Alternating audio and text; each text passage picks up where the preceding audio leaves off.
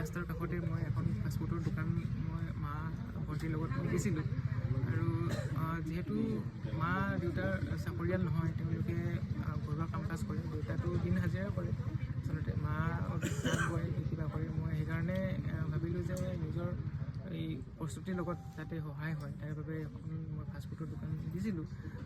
মোৰ প্ৰস্তুতিত যাতে বাধা নহয় তাৰ বাবে মই দিছিলোঁ। আৰু লগতে মই খেতি বাতি কৰি কিবা শাক পাচলি বিক্ৰী কৰিও মই বজাৰো গৈছোঁ দেউতাৰ লগত। বজাৰো গৈছে। হয়।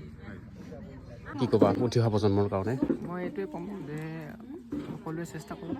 মোৰো মানে এটা যি লক্ষ্য আছিল, মোৰ লক্ষ্যটো মই দৃঢ়ভাৱে মই বাছি লৈছিলোঁ। আৰু মানে মোৰ বিশ্বাস আছিল যে মোৰ লক্ষ্যটোত মই এদিন উপনীত হ'ব পাৰিম। আৰু মই এই লক্ষ্যত উপনীত হ'বৰ বাবে মই সদায় চেষ্টা কৰিছিলোঁ। আৰু মোৰ বিশ্বাসেই আচলতে মোৰ লক্ষ্যত উপনীত হোৱাত সহায় কৰিলে। আৰু ঠিক তেনেদৰে মই নৱপ্ৰজন্মকো এইটো ক'ব বিচাৰোঁ যে তেওঁলোকে যি বিচাৰে মনেৰে বিচাৰক আৰু তাৰ বাবে চেষ্টা কৰক, নিশ্চয় সকলো সফল হ'ব।